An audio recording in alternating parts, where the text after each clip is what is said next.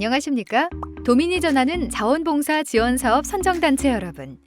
현재 진행 중인 사업이 마지막까지 아름답게 마무리될 수 있도록 도움을 드리고자 최종 정산보고서 작성법 교육을 준비하였으니 선정단체 여러분께서는 내용을 숙지하여 최종 정산보고 및 결과보고서 작성에 참고하여 주시기 바랍니다.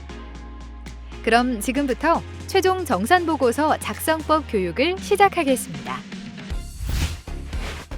이번 교육에서는 정산 및 결과보고서 작성법과 유의사항, 우편 발송 시 확인해야 하는 서류 목록을 알려드리겠습니다.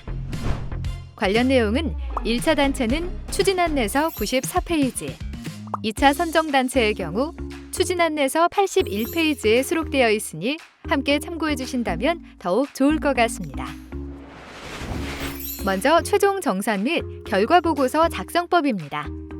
정산보고서를 작성하실 때는 반드시 단체명과 사업명이 올바른지 확인해 주셔야 합니다.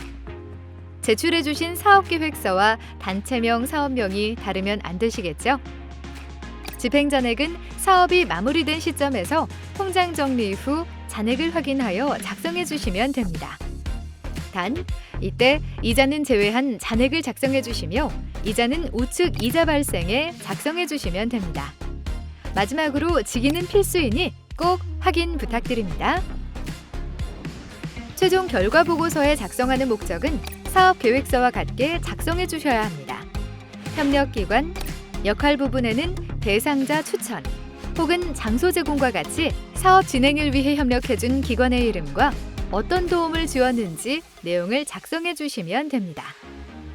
사업의 홍보는 사업을 진행하면서 포스터나 현수막과 같이 홍보물을 비치하는 방법, 페이스북과 같은 SNS를 이용하여 홍보를 진행하는 방법, 보도자료를 통해 지역신문에 올리는 방법 등 사업을 알리기 위해 했던 모든 활동을 작성한 뒤 어느 방법이 더 효과가 좋았는지 이유를 작성해 주시면 됩니다. 만약 홍보를 진행하지 못하셨다면 왜 진행되지 못했는지 이유를 적어주시면 되겠죠. 향후 계획은 이 사업이 종료된 후에도 대상자와 지역사회에 준 영향을 어떻게 유지해 나갈 것인지를 작성해 주시면 됩니다.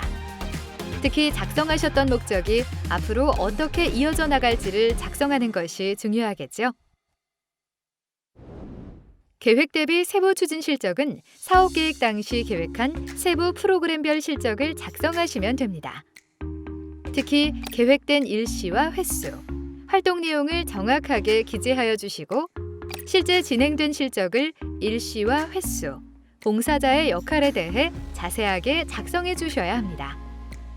또한 프로그램별로 지출된 예산을 작성해 주셔야 하며 만약 계획과 실제 실적이 차이가 난다면 비고란의 사유를 반드시 작성해 주시기 바랍니다. 예산 집행 결과에서 비목과 승인액은 사업계획서를 기준으로 하며 만약 변경 신청 후 승인을 받았다면 변경사업계획서를 기준으로 작성해 주셔야 합니다. 집행액은 실제 집행된 금액을 작성해 주셔야 하며 산출내역 또한 영수증을 기반으로 자세히 작성해 주시면 됩니다. 그러므로 예산을 사용하실 때 자부담과 보조금은 각각 지출하셔야 결과보고서 작성에 좀 더 편리하겠죠? 만약 보조금 잔액이 발생하였다면 금액과 발생된 사유를 잔액 발생 사유에 작성해 주셔야 합니다. 단체 자체 평가는 사업과 단체 활동에 대해 자체적으로 평가를 작성하시면 됩니다. 기획과 실행 단계는 사업의 내용이 구체적으로 계획되고 원활하게 운영되었는지를 평가해 주시면 되며 결과와 학사는 사업을 계획할 당시 목표를 잘 이루었는지를 평가하시면 됩니다. 참여와 협력은 협력기관과 어떻게 협업을 이루고 소통을 잘 이루었으며 자원봉사자가 이 사업에 얼마나 적극적으로 참여했는지 정도를 평가하는 칸입니다. 현장 변화와 영향력은 사업을 통해 지역 문제 혹은 목적한 바가 지역사회에 얼마나 알려지게 되었는지, 사업에 시민들이 얼마나 참여했고 이해도를 높일 수 있는 계기가 되었는지를 평가해 주시면 됩니다. 활동 사진은 활동을 진행하면서 촬영한 사진들을 각 활동 대표 사진을 첨부해 주시면 됩니다.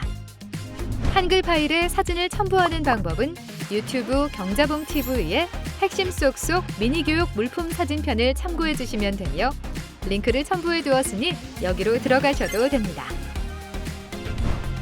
만약 보도자료나 페이스북에 사업 관련 홍보를 진행한 경우 홍보된 내용을 캡처하거나 URL을 함께 첨부해 주시면 더더욱 좋습니다. URL을 첨부해 주실 때는 가능한 모바일이 아닌 PC를 이용하여 주소를 붙여주시면 더욱 감사드리겠습니다.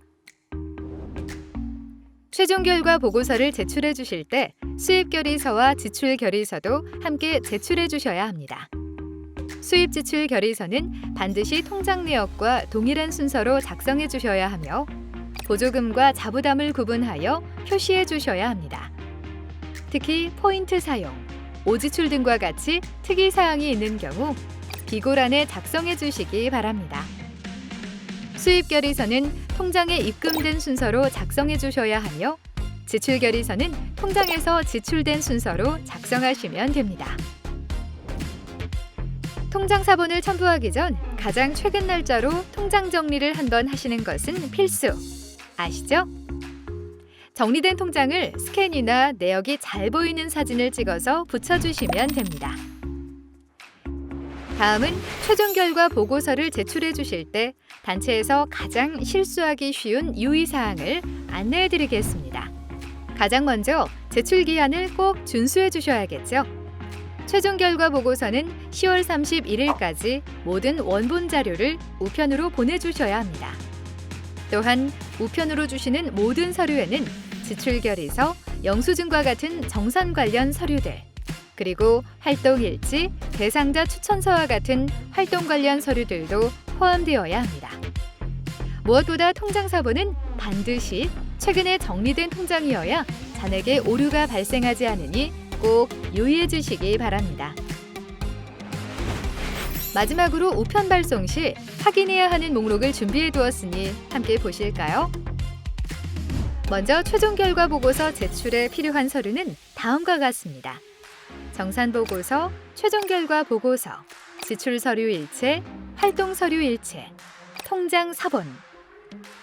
이 중 지출 서류는 지출 결의서, 영수증, 물품 사진, 견적서, 비교 견적서, 전자세금 계산서 원본을 모두 포함하며 활동 서류는 활동 일지, 활동 명단, 대상자 추천서 및 명단, 물품 수령증, 회의록이 있습니다. 위 서류들을 우편 발송하기 전 빠진 서류가 없는지 다시 한번 확인하여 10월 31일 금요일까지 발송해 주시기 바랍니다. 이상으로 최종 결과 보고서 작성법에 대한 교육을 마치겠습니다.